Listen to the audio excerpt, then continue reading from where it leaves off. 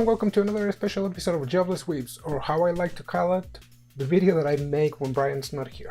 I'm Marco the Vibra Mexican, and today I want to cover an anime that is probably not worth a podcast, but it's worth talking about it. And before you said anything about it, because we have a part 1, yeah, this is What If the Metaverse Would Go Wrong Part 2. And the thematic is pretty much the same, or if not similar. The anime is called Yurei Deco. It's an anime that recently finished in last season of summer of 2022, and this is an interesting anime. The anime takes place in the fictional city of Tom Sawyer, and to give some background that you don't really need, but it's just information that's out there. Tom Sawyer is one of the most famous literary works from Mark Twain, and Tom Sawyer it's a rascal. He likes to play pranks, he likes to deceive people. And if you haven't read it, go and read it, but we're here to talk about anime, not literature, which makes me sound like a very ignorant person. But anyways, in this fictional town of Tom Sawyer lives a girl, Berry. This girl is very curious, and the world where they live has been taken over pretty much by a company that controls social media. The new currency in here is called love, or in Japanese, ai, and everything can be exchanged for love. Just as likes is just, well, pretty much Facebook's dead, but it's like any other social media. And yes, you can confirm that I have no other social media other than Facebook, but this is one of the reasons why.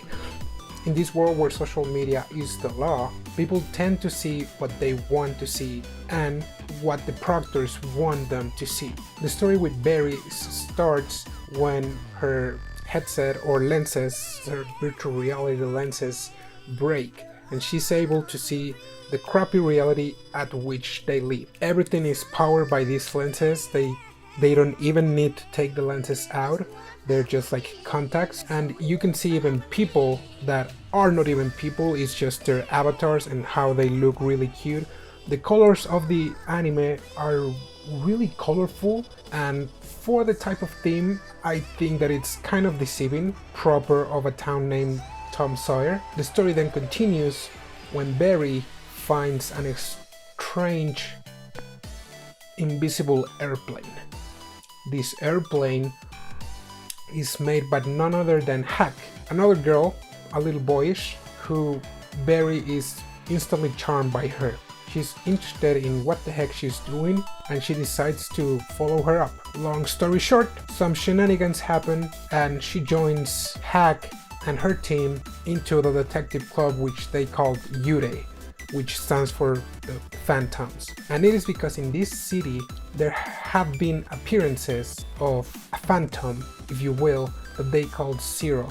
The proctors of this entire law slash social media organization is trying to divert the attention of the public towards a game that is getting a lot of advertisements that, oh, it's just something else, like you don't have to worry about it, just like go deliver your love to the people and be happy, there's nothing wrong in here. While in the shadows they have their own police force, and they are pretty much enforcing their own view of the world. When Berry discovers this, she and Hack's team, or the Phantom Detectives, they decide to unravel this mystery. The mystery continues as they are accused of being terrorists pretty much, and they are attacked and they have to fake their death, which is pretty messed up given that she is like a teenager. But the story continues to the point that they want to get what is that phantom doing. This phantom is going around the town erasing people's love, and everyone thinks it's just a glitch. It's something that it's manufactured. And at the same time, the government slash social media organization, instead of do something to look for the root cause, is just pretty much like any other government, just doing nothing and suppressing everything that comes into their hands or their servers before putting it out there.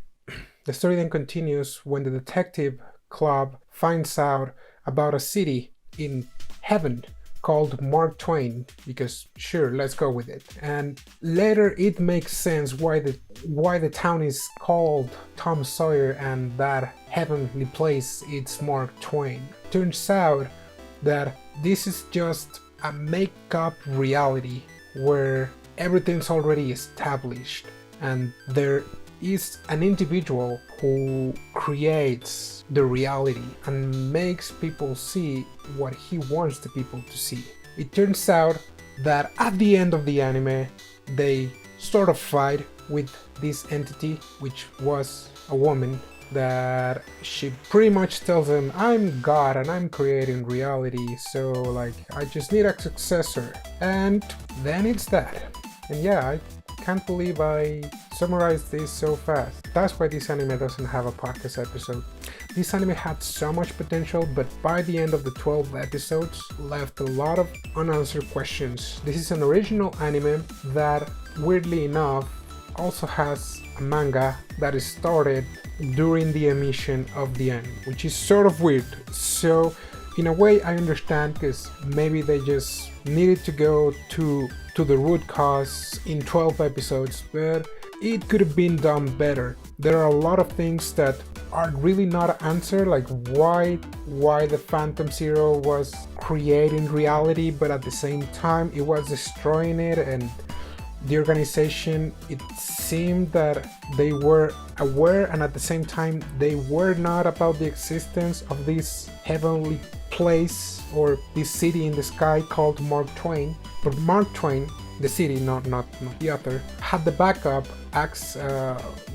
data for all the stuff of virtual reality. Now back to the book of Tom Sawyer. It is a social criticism to what was happening back in the time, and that's like a lot of years ago. But kind of like right now, it could also mean a social criticism to how people just wants to live in the social media and then fail to realize that social media, it's not that, it's just what the creators or people just want their audience to see. So at the end of the anime, every other character, they just go on with their life. They get a little bit disconnected of this social media app, or they start to get disconnected from this love currency and actually start to interact more with their groups. Sadly, Hack ends up becoming the god or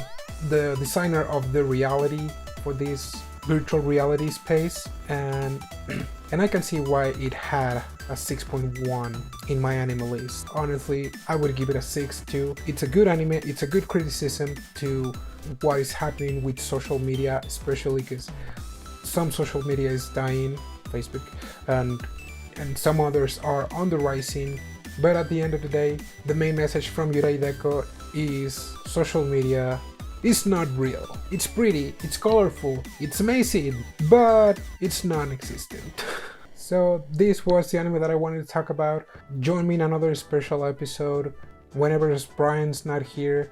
And I hope this kind of episode doesn't happen too often, because I really don't know how to act when I'm by myself. I'm the Big Bro Mexican, and we'll see you next week, hopefully with a podcast. See ya!